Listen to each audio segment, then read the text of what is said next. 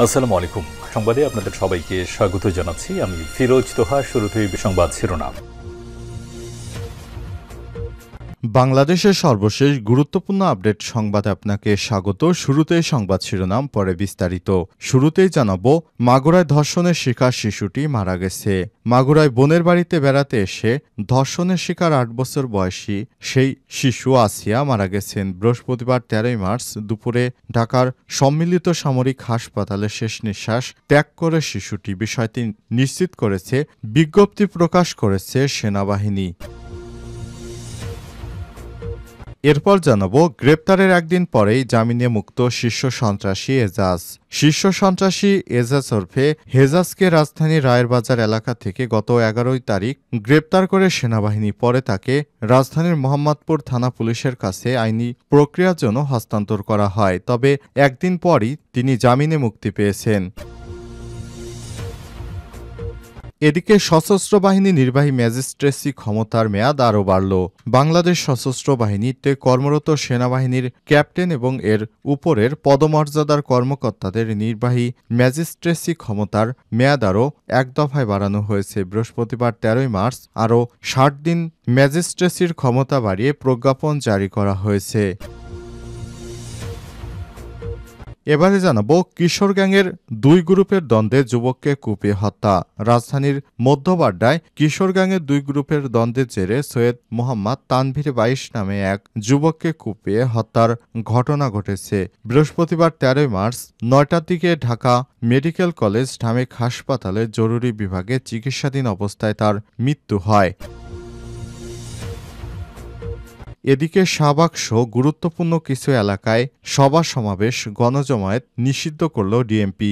সচিবালয়ে প্রধান উপদেষ্টার বাসভবন, শাহবাগ মোড়সহ বেশ কিছু গুরুত্বপূর্ণ এলাকায় সভা সমাবেশ গণজমায়েত নিষিদ্ধ করেছে ঢাকা মেট্রোপলিটন পুলিশ ডিএমপি। বৃহস্পতিবার ডিএমপির কমিশনার শেখ সাজ্জাদ আলী সই করা এক গণবিজ্ঞপ্তিতে এই তথ্য জানানো হয়েছে।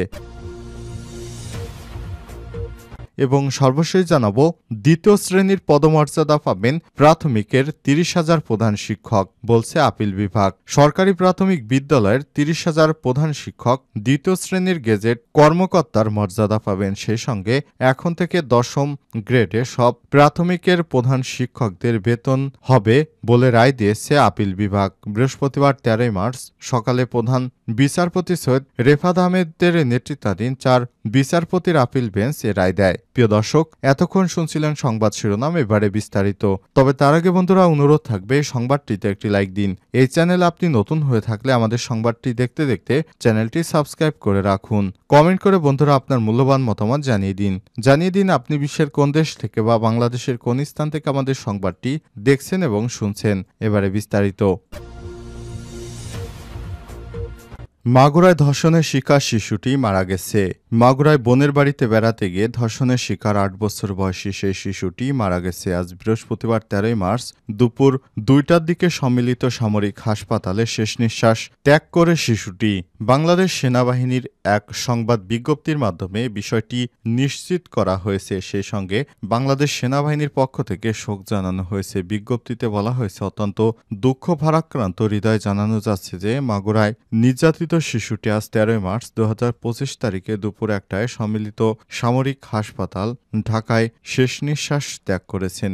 ইন্না লিল্লাহি ওয়া ইন্না ইলাইহি রাজিউন। সম্মিলিত সামরিক হাসপাতাল সিএমএইচ এর সর্বাধুনিক চিকিৎসা ব্যবস্থা প্রয়োগ এবং বিশেষজ্ঞ চিকিৎসকদের সর্বোচ্চ প্রচেষ্টা সত্ত্বেও তাকে বাঁচানো সম্ভব হয়নি। শিশুটি আজ সকালে ৩বার কার্ডিয়াক অ্যারেস্ট হয়েছে। ২বার স্থিতিশীল করা গেলেও তৃতীয়বার আর হৃদস্পন্দন ফিরে আসেনি। গত বৃহস্পতিবার ৬ মার্চ মাগুরা শহরের বোনের বাড়িতে বেড়াতে গিয়ে ধর্ষণের শিকার হয় ওই শিশুটি। পরের দিন তাকে মাগুরায় ২৫০ শয্যা বিশিষ্ট হাসপাতালে ভর্তি করা হয়। সেখানে অবস্থার অবনতি হলে ওই দিন দুপুরেই উন্নত চিকিৎসার জন্য তাকে ফরিদপুর মেডিকেল কলেজ হাসপাতালে পাঠানো হয়েছে। সেখান থেকেই রাতে পাঠানো হয় ঢাকা মেডিকেল কলেজ হাসপাতালে। এরপর শুক্রবার রাতে তাকে লাইফ সাপোর্টে নেওয়া হয়। সংকটাপন্ন শিশুটিকে গেল শনিবার সন্ধ্যায় ঢাকা মেডিকেল কলেজ হাসপাতালের paediatric intensive care unit PICU থেকে সম্মিলিত সামরিক হাসপাতালে হস্তান্তর করা হয়েছিল। পরদিন রোববার শিশুটিকে CMH এর পেডিয়াট্রিক ICUতে নেওয়া হয়। গ্রেপ্তারের একদিন পরেই জামিনে মুক্ত শীর্ষ সন্ত্রাসী এজাজ। শীর্ষ সন্ত্রাসী এজাজ ওরফে হেজাজকে রাজধানীর রায়েরবাজার এলাকা থেকে গত ১১ তারিখ গ্রেপ্তার করে সেনাবাহিনী। পরে তাকে রাজধানীর মোহাম্মদপুর থানা পুলিশের কাছে আইনি প্রক্রিয়ায় হস্তান্তর করা হয়। শীর্ষ সন্ত্রাসী এজাজকে মোহাম্মদপুর থানা পুলিশ কোনো হত্যা মামলায় না দেখে একটি সাধারণ ডাকাতির মামলায় গ্রেপ্তার দেখায়। পরে তাকে ঢাকার সিএমএম কোর্টে হাজির করলে ডাকাতির পর্যাপ্ত তথ্য না থাকায় কোর্ট তাকে জামিন দিয়ে দেয়। জামিন পাবার পর থেকে সন্ত্রাসী এজাজের আর খোঁজ পাওয়া যায়নি। এদিন সেনাবাহিনী এজাজকে জুলাই-আগস্টে ছাত্র আন্দোলনে হত্যা মামলায় গ্রেপ্তার করে। এরপর কেন তাকে হত্যা মামলায় গ্রেপ্তার দেখানো হলো না তার কোনো যৌক্তিক উত্তর দিতে পারেনি মোহাম্মদপুর থানা পুলিশ। মোহাম্মদপুর সেনাবাহিনীর পক্ষ থেকে জানানো হয়েছে, এজাজকে হত্যা মামলায় প্রয়োজনীয় কাগজপত্র মোহাম্মদপুর থানায় হস্তান্তর করা হয়। এরপর কেন তাকে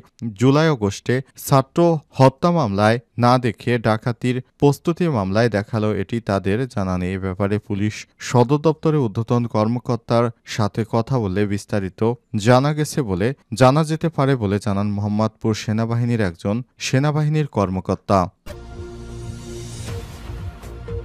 সশস্ত্র বাহিনীর নির্বাহী ম্যাজিস্ট্রেসি ক্ষমতার মেয়াদ আবারও বাড়ল।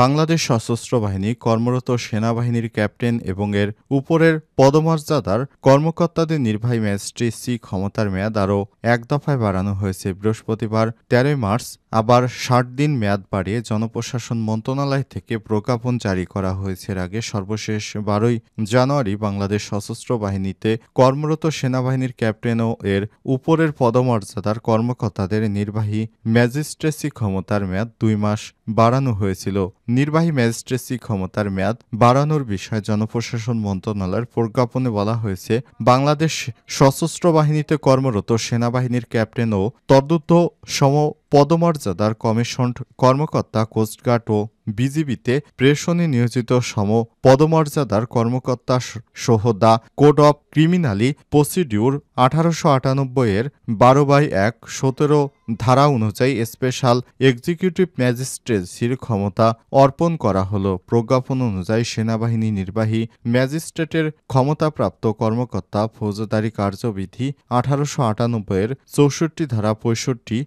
৮৩, ৮৪, ৮৬, ৯৫/২ ধারা, ১০০ ধারা, ১০৫, ১০৭, ১০৯, ১১০, ১২৬, ১২৭, ১২৮, ১৩০, ১৩৩, ১৪২ ধারার অপরাধগুলো বিবেচনায় নিতে পারবেন। সেনাবাহিনীর কর্মকর্তারা ফিল্ড পর্যায়ে তারা এই ক্ষমতা প্রয়োগ করতে পারবেন। তারা যে কোনো লোককে গ্রেপ্তার সহ বেসরকারি প্রশাসনকে সহায়তার জন্য কাজগুলো করতে পারবেন। কিশোর গ্যাংয়ের ২ গ্রুপের দ্বন্দ্বে যুবককে কুপিয়ে হত্যা। রাজধানীর মধ্যবাড্ডায় কিশোর গ্যাংয়ের ২ গ্রুপের দ্বন্দ্বে সৈয়দ মোহাম্মদ তানভীর বাইশ নামে এক যুবককে কুপিয়ে হত্যা করা হয়েছে। বৃহস্পতিবার ১৩ মার্চ সকাল ৯টার দিকে ঢাকা মেডিকেল কলেজ ঢামেক হাসপাতালের জরুরি বিভাগে চিকিৎসাধীন অবস্থায় তার মৃত্যু হয়। এর আগে বুধবার ১২ মার্চ রাত ১০টার দিকে মধ্য বাড্ডার একটি মাঠের পাশে এই ঘটনা ঘটে। নিহত তানভীর মুন্সিগঞ্জ সদর উপজেলার মুন্সিরহাট গ্রামের শাহাদুল্লাহর ছেলে। পরিবারের সঙ্গে সে মধ্যবাড্ডা কবরস্থান রোডের ভাড়া বাসায় থেকে রেফ্রিজারেটরের দোকানে কাজ করত।